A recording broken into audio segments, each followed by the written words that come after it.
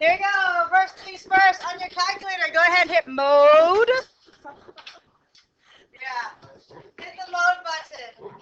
Now, when you get to math analysis and SL or HL, you will learn what a radian is, but for now, we're doing everything in degrees. So make sure your calculator is set to where it says radian, scroll over to degrees and hit enter, and make sure the degree is highlighted. Otherwise, your answers will not make any sense. Joy. Joy. Okay. Okay. Here we go. Solving a right triangle. So just throwback Monday, right, from geometry. No problem. Throwback Monday. All right. Here we go. In a right triangle, the two things that make the angle are called the legs, and the slanted part is called the hypotenuse. Very good. So two legs and a hypotenuse are what you have in a right triangle. Right? If I'm talking about the opposite leg, it's the leg that's opposite from the given angle. It's one of the acute angles. So I'm not talking about the 90-degree angle. So one of the acute angles, the leg opposite from it is it's like you're standing at a lake, you're looking across the way, right? An adjacent leg, adjacent means next to. So if I talk about an adjacent leg, it's next to that angle. The hypotenuse is the side that's directly across from the right triangle because it's the longest side, right angle I should say, and 90 is going to be the biggest angle in your triangle. So it makes sense that the longest side is across from the biggest angle. True? Yeah, like the smallest side is across from the smallest angle. Yeah. Okay. It's good. Here we go. 3 little letters. Here we go. Using a given angle, label the opposite legs, opposite sides. So if you're at angle C, so here's Abby, at angle C. There you go. Yep, I don't know. That's your hair down. Here we go. There's Abby, hair down. She's at angle C. What side is opposite from where she is? 3. So this would be the opposite side. Right? AB, Abby. And the side that's adjacent is the 4, BC, right? This would be adjacent, and this would be the hypotenuse.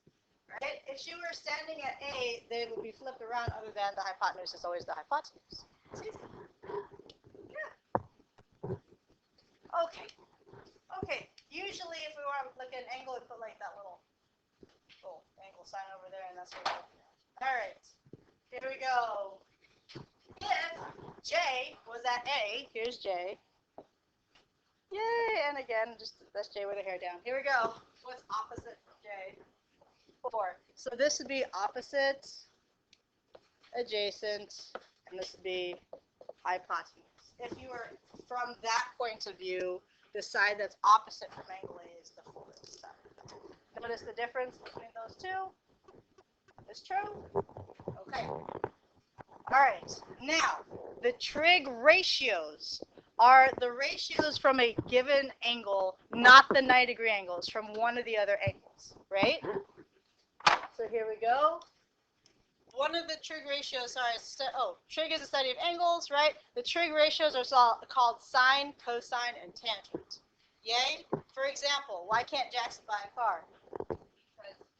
Because he needs a cosine. So what happens if he stays out in the sun too long? He becomes a tangent. No? Okay, here we go. It's biased. All right. Sine, cosine, and tangent are 3 basic ratios. Sine is opposite over hypotenuse. Right? Cosine is adjacent over hypotenuse. And tangent is opposite over adjacent. You remember this? Girls. Okay. Oh, yeah. Are you doing tangerine? Later. Oh my goodness. Sine-gerine over cosine-gerine is tangerine. Thank you. Here we go. Sine, again, is opposite over hypotenuse. So if you remember the acronym SOH, the acronym? Sure. Here we go. Cosine is adjacent over hypotenuse. There you go. And tangent is opposite over adjacent. Yeah? Or if you remember some old hippie caught, what? Some old hippie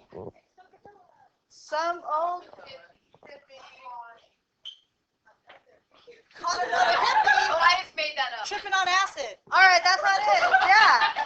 Some old hippie caught another hippie. Wait. Tripping on acid. Yeah, that's how I remember it. You know, it's a good lesson. It's all good. Yeah. Yeah. Oh no! Goodness gracious, I'm afraid I'm gonna lose my job. Here we go. So I don't know what that is. I think that's Sacagawea. There was a. Is there a story? There's a story about it, and then it comes up. Fascinating. All right. Well, Sokotoa was a Native American who invented trick. No, yes. Yeah. If you teach like geometry parts, they remember Sokoto. But okay. Here we go. No. Here we go. Yeah. It's all good. All right. So today. Yeah. All right. So we remember those things, so that way we can solve. We can find missing parts of a triangle. Today we're focusing on missing sides. Tomorrow we're going to do missing angles, and then Wednesday is word problem Wednesday. You know this, right? All right. Here we go. First of all, when you label a triangle, right? The angles are capital letters. They're always capital letters, right? And then the sides across them are going to be lowercase letters. So this would be like little a, little b, and then little c. Like that. Just so you remember that. Yeah? All right, here we go. We're standing at A, right? So the sign of A would be the side opposite of it over the hypotenuse. So it'd be like A over C, right? Okay. In this question, though, we know what angle A is. A is 33 degrees. Truth? Right? Okay. The side opposite it is X, but we don't know what the side across it is from. So, the reason I did all that, sine is not a good one to use. Because we are missing two pieces, right? If you picked cosine, right? Cosine is the adjacent over hypotenuse. So the adjacent is B, the hypotenuse is C. Again, if you picked cosine, the only thing you know, well, you had 33. We know B is 24. And then the hypotenuse is C, but we're not looking for C, we're looking for X, right? So the best one to use would be tangent. Yeah, here we go. If you had picked tangent, that would be opposite. So A over B, the opposite over the hypotenuse. And if you set up that equation, right? A is X over, was it 24? Sweet. Right? So when it comes to picking out the right ratios, you have to use the one that has the most parts to it, right? Yeah. All right. So this is the one that we want to use to solve for X. Just multiply by 24, and you can literally type that into your calculator to solve for X. Yeah? So you just go, so I can quit. Clear? Yeah. 24, 10, 33, enter. Woo! That's easy. Yeah. Right? So in this problem, X is about 15 points. Hello. Oh, I don't know what I did. There it is. Did you set your thing to degrees? Yep. You were gone when we did that. You want a mode? Thank you, Ted. Thank you. Yeah. All right. It's all good. Another thing you could have done, I know I'm dwelling on this problem a lot. We know we're on A, right? We have the opposite and we have the adjacent. We're looking for the opposite and we have the adjacent. So the two things that you have tell you what ratio to use. All right, moving forward. Here we go. Okay. So let's try that trick, right? If we're looking at 24, what do we have from 24? The opposite and hypotenuse. So sine, cosine, or tangent. Some old hippie. Here we go. Sine 24 is equal to x over 4. So 4 sine 24 is your x. What number of times? Do we agree? All right. It is equal to x is about, yeah? Is it 167 or 162? I got 1.63. 63? Oh, it's 3. Oh, wow, you're supposed to round. Wow. Hello. Yeah. All right. All right. Here we go. Let's do it again. Sine, cosine, or tangent. Woo!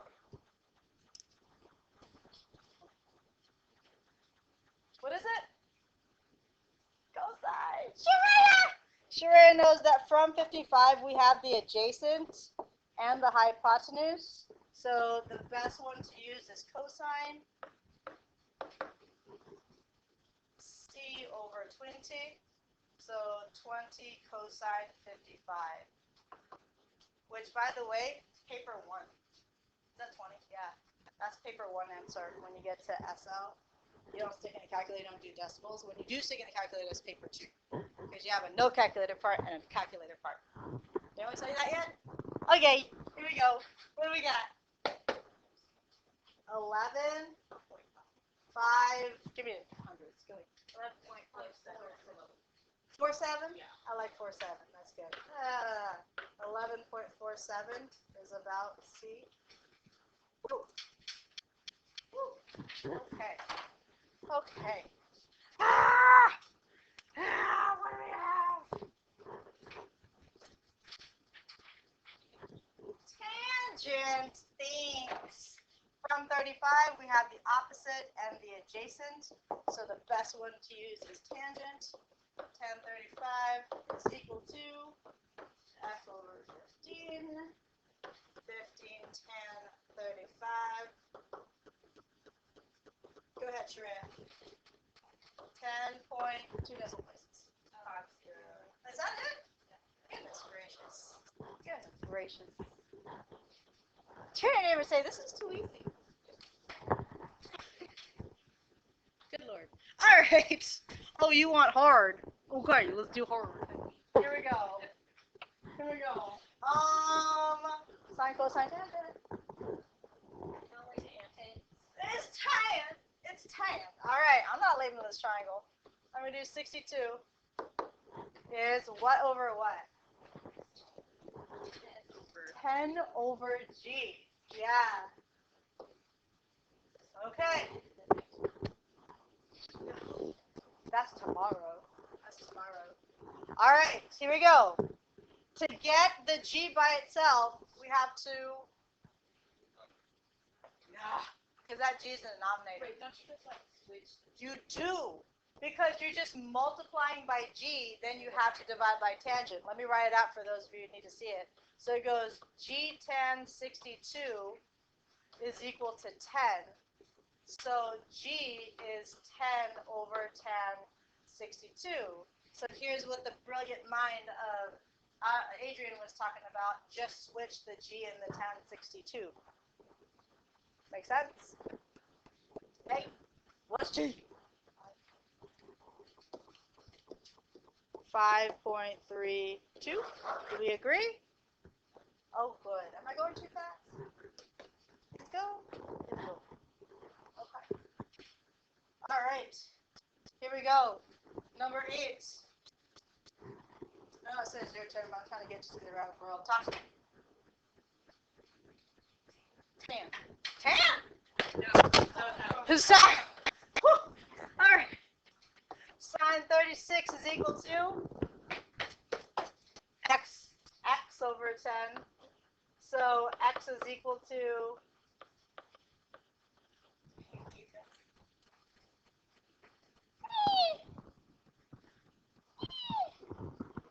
what do we got? What is it? 5.88 is the x. Yeah. The last one all together, sine, cosine, or tangent? All together. Thank you. Here we go. Cos 40 is equal to over h, right? And so this is the one. If the variable is in the denominator, you just switch places. So h is equal to 6 over cos 40. I hear it. 7.83. Oh, it's a good one. That's a good one.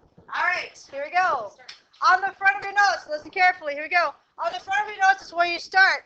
The thing is, though, if you don't remember because we haven't done this in a while, the answer at the bottom is not the answer for that problem. You have to find the answer, and that is your next problem. Yay? When you're done, you're done. Go. Yes, you have to. Yes, love. Let me double check that one.